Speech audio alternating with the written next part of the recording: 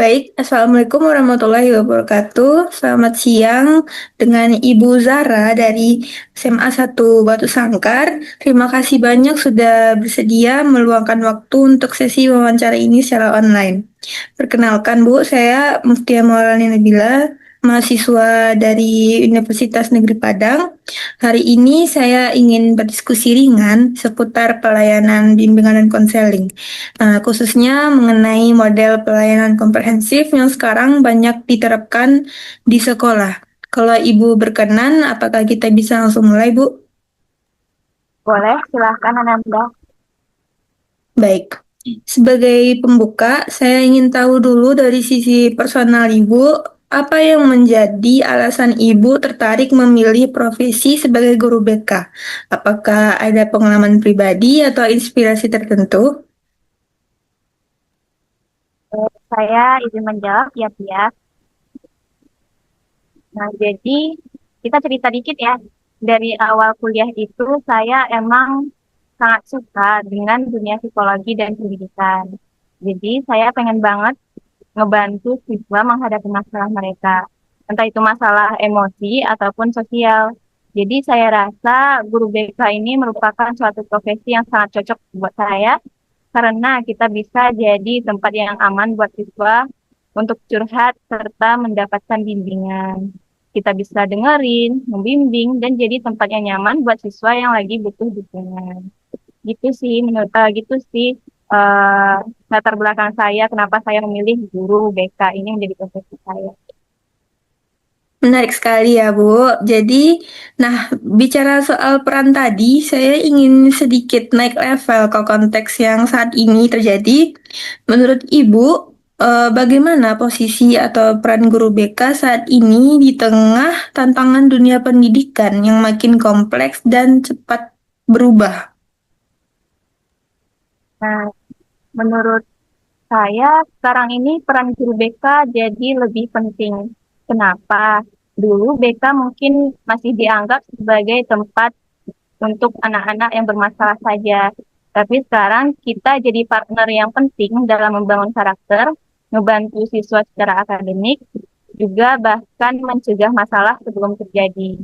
Tantangannya pun memang makin besar karena sekarang siswa itu juga punya masalah yang lebih beragam lagi, dari tekanan sekolah, masalah keluarga, sampai ke pengaruh-pengaruh dunia maya. Karena kan sekarang semuanya udah digitalisasi. Tapi justru itu juga yang bikin peran kita makin krusial. Kita jadi harus siap untuk mendampingi siswa-siswa kita agar bisa menjadi lebih baik. Oke, kalau melihat tantangan yang makin banyak itu, saya jadi teringat pada pendekatan BK model komprehensif seperti topik kita hari ini yang belakangan banyak dibahas. Dari berbagai persoalan yang siswa hadapi itu, menurut Ibu, apakah model pelayanan komprehensif ini mampu menjawab kebutuhan mereka dalam aspek apa yang paling terasa menurut Ibu? Nah, model komprehensif ya tadi. Saya Iya. rasa Oke, saya yakin banget itu bisa karena model BK yang kita pakai sekarang ini atau model komprehensif sekarang ini, jadi kita nggak perlu harus nungguin siswa datang dulu, kita nggak tidak harus menunggu siswa datang, jadi kita juga harus proaktif dari awal dengan layanan dasar kita. Jadi kita bukan cuma nyelesain masalah pas sudah terjadi, tapi kita juga bantu bangun daya tahan mental serta keterampilan sosial siswa dari dini. Jadi dengan begitu, siswa bisa lebih siap menghadapi tantangan dan lebih resilient dalam menghadapi tekanan. Kita bukan cuma jadi penyembuh masalah, tapi juga jadi pembangun karakter yang bantu siswa tumbuh jadi pribadi yang lebih baik lagi. Menarik ya dari jawaban Ibu sebelumnya. Nah, kita tahu bahwa model ini punya 4 komponen utama ya, Bu. Jadi, dari model komprehensif ini ada dari layanan dasar, layanan responsif, perencanaan individual, dan dukungan sistem. Menurut Ibu, dari keempat komponen ini, bagian mana yang menurut Ibu paling menantang untuk dijalankan di sekolah dan kenapa? Menurut saya, selaku guru BK itu adalah dukungan sistem. Kadang kita udah punya program yang keren, tapi kolaborasi dengan guru mapel, wali kelas, atau bahkan kepala sekolah juga belum sepenuhnya selaras atau sejalan. Misalnya kita mau bikin program preventif buat siswa nih, tapi waktunya malah bentrok sama agenda sekolah lain. Koordinasi itu emang sangat penting menurut saya buat memastikan semua berjalan dengan lancar, tapi memang kadang sulit buat dilakukan. Oke, setelah kita bicara soal tantangan teknis tadi, sekarang saya ingin melihat dari sisi lingkungan pendukung. Dukungan seperti apa yang menurut Ibu paling berpengaruh dalam keberhasilan penerapan model komprehensif?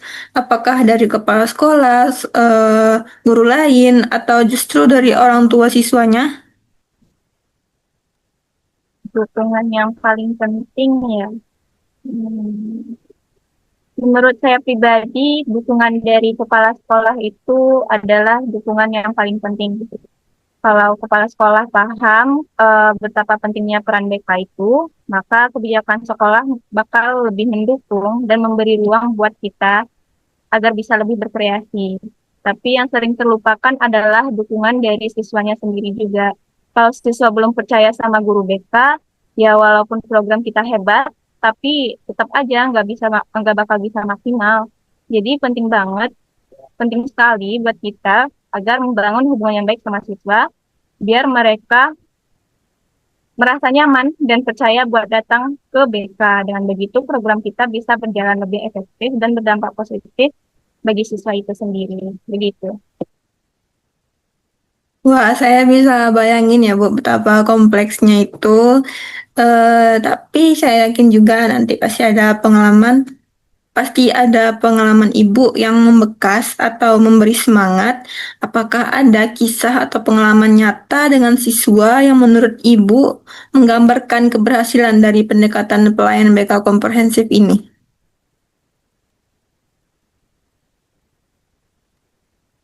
Pengalaman ya. Jadi Ya. tuh, saya ada pengalaman.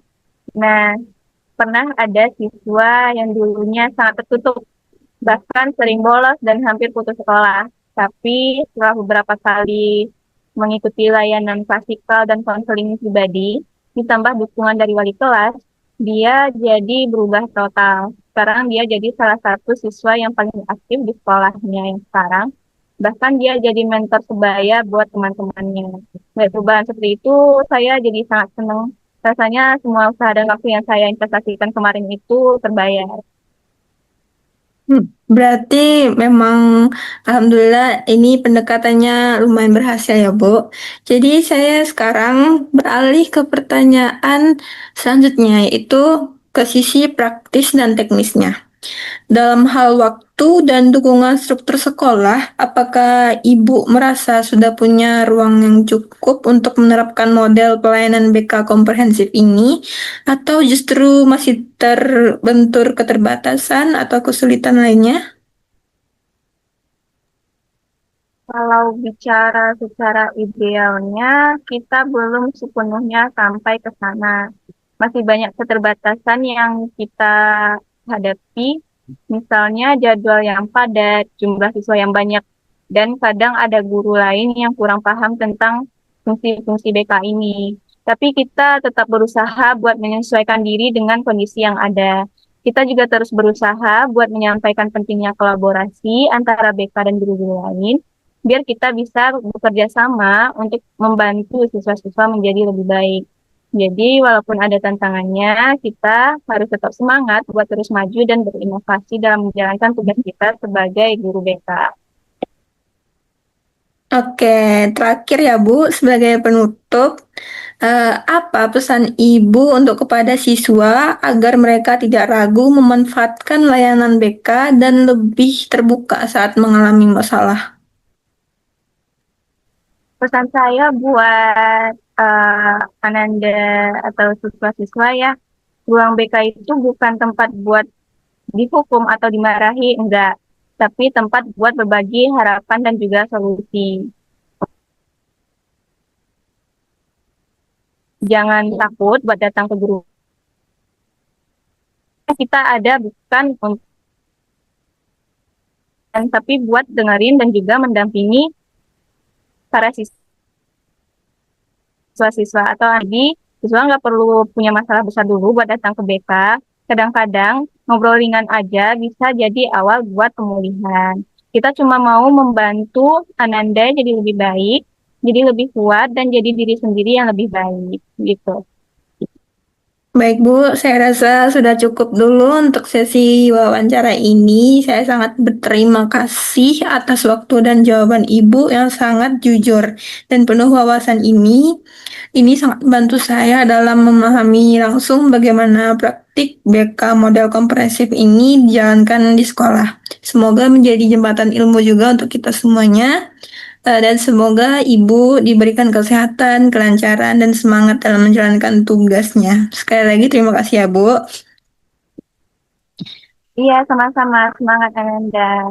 Iya, jadi mohon maaf atas kata saya jika ada kurang-kurang lebihnya, Bu. Saya tutup dengan Assalamualaikum warahmatullahi wabarakatuh.